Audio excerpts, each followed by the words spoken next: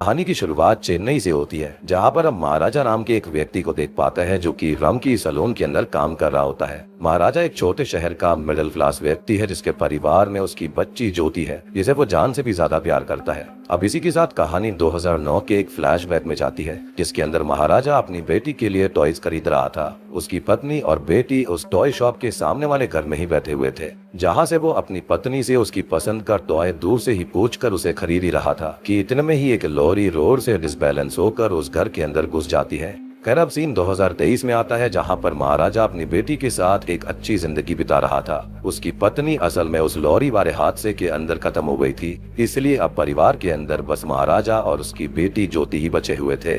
अब महाराजा के घर के अंदर एक लक्ष्मी नाम का डस्टबिन भी होता है, जिसे वो लोग बिल्कुल एक इंसान के जैसा रखते हैं। यहाँ तक कि उसे मंदिर में रखकर उसकी पूजा करी जाती है। अब ये बात काफी ज्यादा अजीब होती है, क्योंकि जिस चीज के अंदर कचरा फेंका जाता है उसकी पूजा करना बहुत ही अजीब बात थी। खैर, महाराजा की बेटी ज्योति 10th स्टैंडर्ड में होती है, मगर जिस क्लास में बच्चों का ध्यान पढ़ाई पर होना चाहिए, उस वक्त ज्योति का मन स्पोर्ट्स में लगा हुआ था। उसी वजह से सभी टीचर्स उसकी कंप्लेंट किया करते और स्कूल के अंदर उसे काफी ज्यादा पनिशमेंट भी मिला करती थी। मगर उन सभी के बीच उसकी एक स्पोर्ट्स टीचर होती है जिनका नाम आसिफा होता है, जो कि हमेशा ज्योति को सपोर्ट किया करती थी। अब एक दिन होता यह है कि ज्योति की बहुत ही ज्यादा कंप्लेंट होने पर स्कूल के प्रिंसिपल ने ज्योति और महाराजा को अपने चेंबर में बुलाया था, जिसके चलते प्रिंसिपल ज्योति को डांटने लगता है। लेकिन आसिफा ज्योति को बचाने के लिए एक और बच्चे को प्रिंसिपल के सामने पेश कर देती है, जिसके चलते प्रिंसिपल ने सबके सामने उसे थप्पड़ मारा और फिर वो ज्योति को वापस से डांटने लगे। अब महाराजा ने ज्योति को बहुत ही ज्यादा प्यार से पाला पोसा था, इसलिए वो ये सब और सहन नहीं कर पाता।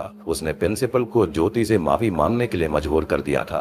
अब प्रिंसिपल को ये लगने लगता है कि महाराजा बिना माफी सुने जाएगा नहीं, तो उसे मजबूर होकर ज्योति से माफी मांगनी पड़ती है। अब महाराजा का अधिकतर समय ज्योति के साथ ही गुजरता था। अब एक दिन ज्योति ने महाराजा को ये बताया कि उसे स्पोर्ट्स कंपटीशन के लिए स्कूल की तरफ से बाहर जाना पड़ेगा। खैर, अगली सुबह वो बस से बाकी बच्चों के साथ चली भी जाती है। ज्योति के जाने से महाराजा एकदम अकेला हो जाता है। ज्योति के ना होने से उसका घर बिखर गया था और वो पागलों जैसा होने लगता है। एक दिन जब महाराजा सो रहा था तो उसके घर पर एक सांप आता है। वो महाराजा के ऊपर से भी निकल जाता है, लेकिन महाराजा इतना खोया हुआ था कि उसे कुछ भी पता नहीं चलता।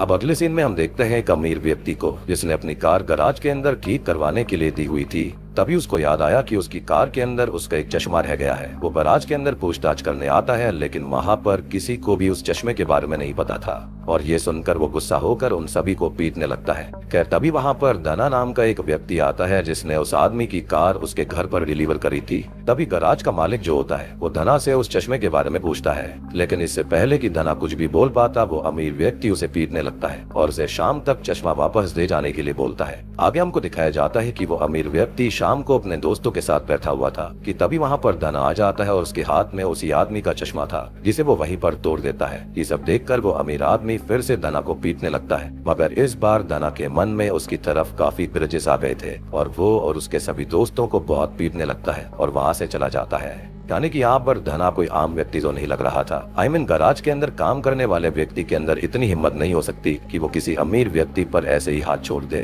खैर, अब सीन शिफ्ट होता है, जहाँ पर हमें महाराजा को दिखाया जाता है जो कि पुलिस स्टेशन आया हुआ था। हमको पता चलता है कि महाराजा को काफी चोट लगी हुई थी, जैसी उसे किसी ने पीटा हो। तभी वहाँ का इंस्पेक्टर नल्ला शिवम उससे वहाँ पर आने का रीजन पूछता है, जिस पर महाराजा ये कहता है कि उसकी लक्ष्मी चोरी हो गई है, जिस पर वो पुलिस वाला रिपोर्ट बनाता है और उससे पूछता है कि लक्ष्मी उसकी थी कौन। इस पर महाराजा बताता है कि वो असल में उसका डस्टबिन है। ये सुनकर नल्ला शिवम का तो दिमाग हिल जाता है। वो उसका मजाक बनाने लगता है और उसे वहाँ से जाने के लिए कहता है, मगर महाराजा सीरियस था और वो ये बोलता है कि जब तक उसे लक्ष्मी नहीं मिल जाती वो वहाँ से कहीं नहीं जाएगा। अब इंस्पेक्टर को इस बात पर गुस्सा आ गया था और वो महाराजा को पीटने लगता है और उसे जबरदस्ती बाहर निकालने की कोशिश करता है, मगर महाराजा वहाँ से टस से मस नहीं होता। और इसी बीच होता यह है कि स्टेशन के अंदर तोड़फोड़ भी हो जाती है। अब आगे हम वरदराजन नाम के एक पुलिस वाले को देख पाते हैं, जो कि एक केस को सॉल्व कर रहा था। असल में एक चोर जो कि खुद पुलिस वालों से मिला हुआ होता है, वो एक आरडी ऑफिसर के घर पर चोरी करता है, जिसे वरदराजन खुद ही पकड़ कर लाता है, मगर असली की जगह नकली गहने उस आरडी ऑफिसर को दे देता है और खुद असली गहने रख लेता है।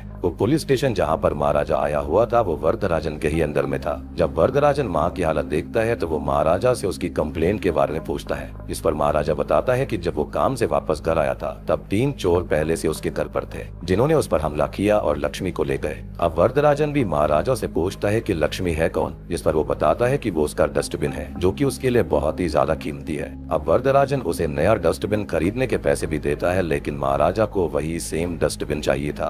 अब वरदराजन गुस्सा होकर उसे स्टेशन से बाहर फेंकवा देता है, पर महाराजा फिर भी नहीं जाता।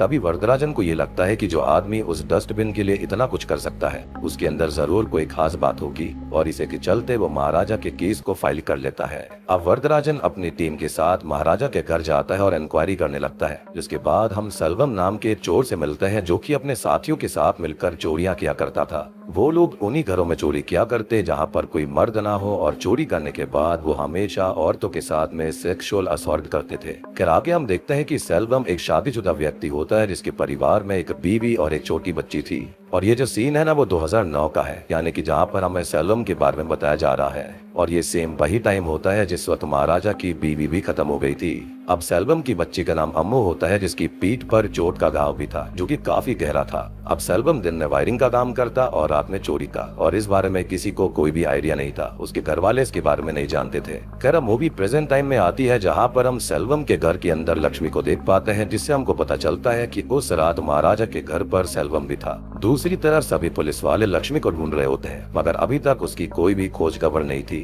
महाराजा पुलिस स्टेशन में काम करने लगता है, क्योंकि उसने वरदराजन को लक्ष्मी को ढूंढने के लिए 5 लाख रुपए की घूस देने का वादा किया था, जिसमें से उसने उसे खाली 50,000 रुपए भी दे दिए थे।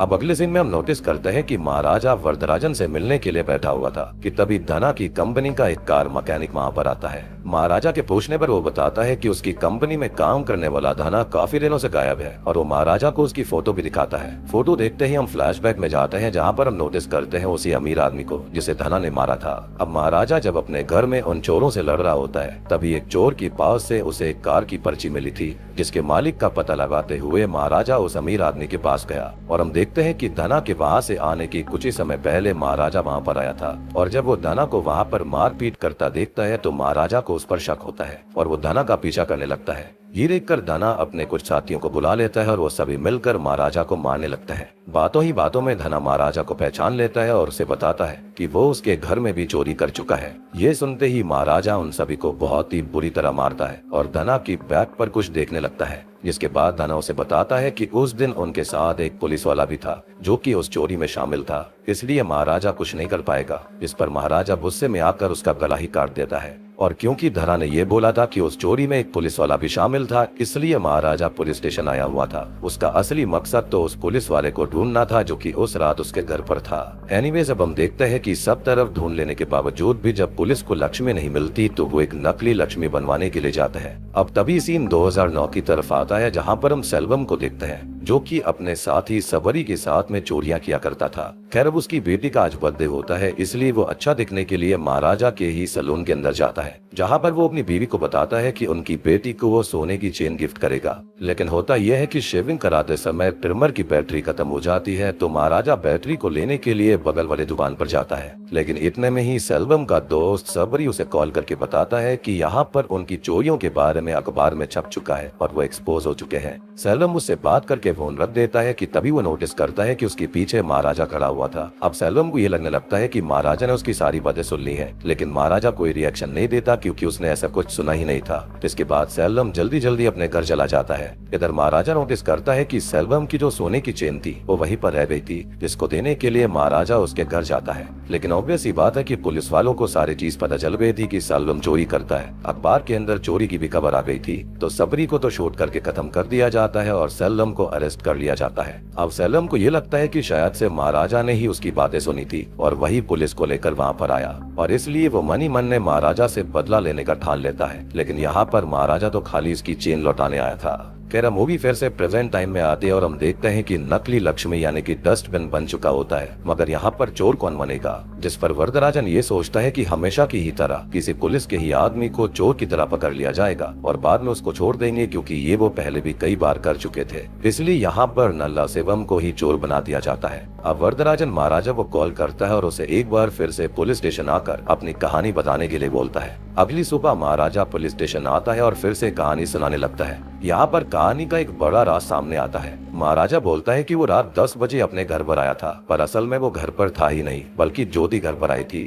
जहाँ पर वो चोर पहले से ही छुपे हुए थे, जो कि 3 लोग थे, जिसमें से एक वो पुलिस वाला भी था जो कि अभी महाराजा के लिए लक्ष्मी को ढूंढ रहा होता है, यानी कि नल्ला शिवम। जी हाँ, और दूसरा था सेल्वम, जो कि जेल से छूटकर महाराजा से अपना बदला लेने आया था। और यहाँ से हमको पता चलता है कि अभी तक जो भी सेल्वम के बारे में बताया गया था वो सारी चीजें पास्ट में हुई थी, यानी 2009 में, और प्रेजेंट में वो खाली अपना बदला लेने आया था। अब ज्योति इन सारी बातों से अनजान अपने घर पर कपड़े बदल रही थी, जहाँ पर ये तीनों उसको देखते हैं और फिर वो उसके साथ में गलत काम करते हैं और महाराजा के आने से पहले भाग जाते हैं। ज्योति की बहुत ही बुरी हालत हो गई थी। इधर वरदराजन जब उस पुलिस वाले को ये कहानी बताता है, यानी कि नल्ला शिवम को, तो वो डर जाता है और सेल्वम को तुरंत ही कॉल कर देता है। अभी तक नल्ला शिवम को ये लग रहा था कि महाराजा को कुछ नहीं पता, मगर अब उसे डर था कि कहीं लक्ष्मी को ढूंढते हुए वो न पकड़ा जाए। अब इधर सीन फिर से पास्ट में जाता है, जहाँ पर उसी रात जब महाराजा अपनी बेटी के लिए स्पोर्ट शूज लेकर घर आ रहा था, तो घर आकर वो अपनी बेटी को इतनी बुरी हालत में देखकर शॉक्ड रह जाता है और उसे तुरंत ही हॉस्पिटल लेकर जाता है। ज्योति की हालत काफी खराब होती है, जिसे देखकर महाराजा काफी ज्यादा दुखी हो गया था और वो बहुत ही ज्यादा रो रहा था। ज्योति अपने पिता से ये कहती है कि उसके साथ ये सब करने वालों को वो ढूंढ कर लेकर आए, और उसी के बाद से महाराजा इन तीनों चोरों को ढूंढने लगता है। खैर, अब कहानी में प्रेजेंट में आगे दिखाया जाता है कि वरदराजन और उसकी टीम उस रात के सीन को रिक्रिएट करने के लिए महाराजा के घर जाती है, जहाँ पर वो ये सब कर ही रहे होते हैं कि तभी महाराजा एक बहाने से सभी पुलिस वालों को गले लगाता है और तभी उसे नल्ला शिवम मिल जाता है, जिसकी बैक पर चोट का निशान था। और महाराजा समझ जाता है कि ये वही आदमी है जो कि उस रात उसके घर पर आया था, ज्योति के साथ गलत किया था। अब इससे पहले कि महाराजा कुछ कहता, वरदराजन बोलता है कि वो उसको नहीं छोड़ेंगे। इस पर महाराजा को कुछ भी समझ में नहीं आता।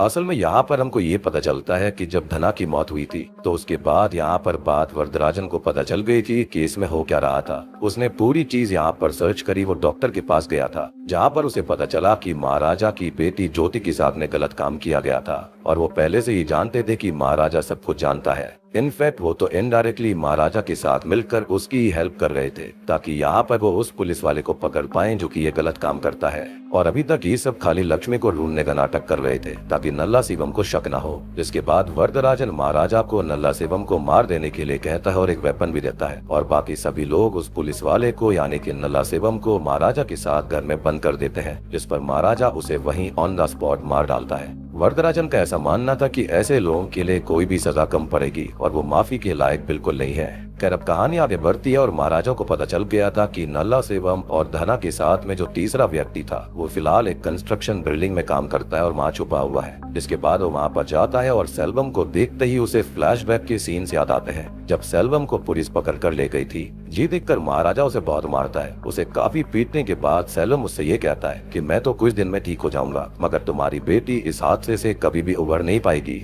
और तभी हम नोटिस करते हैं कि टीचर आसिफा ज्योति को लेकर वहीं पर आती है। और दोस्तों, अभी यहाँ पर खुलते हैं इस मूवी के सबसे भयानक असली पत्ते।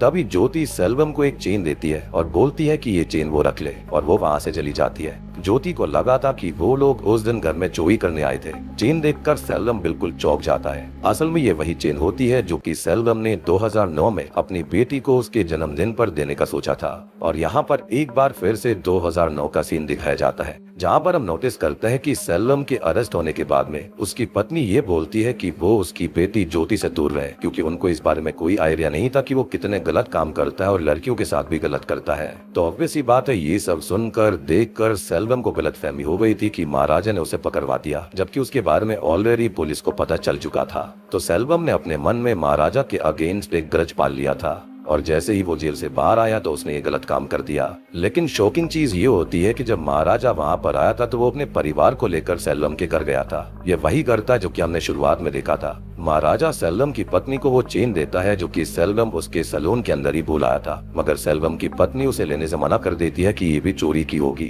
तभी महाराजा सेल्वम की बेटी के लिए टॉय लेने जाता है, जिसके बाद उनके घर में वो लॉरी घुस गई थी। अब इस हादसे के अंदर महाराजा की बीवी, उसकी खुद की बेटी और सेल्वम की बीवी सभी मारे जाते हैं, लेकिन खाली सेल्वम की बेटी बच गई थी, क्योंकि उसके ऊपर डस्टबिन यानी कि लक्ष्मी गिर गई थी, जिससे कि सेल्वम की बेटी बच गई थी। और इसलिए ही ये लोग लक्ष्मी को बहुत ही ज्यादा अच्छे से रखते थे, इसलिए उसकी पूजा किया करते थे। उनके लिए वो भगवान से कम नहीं थी। आई होप आपको लक्ष्मी वाला कॉन्सेप्ट क्लियर हो गया होगा।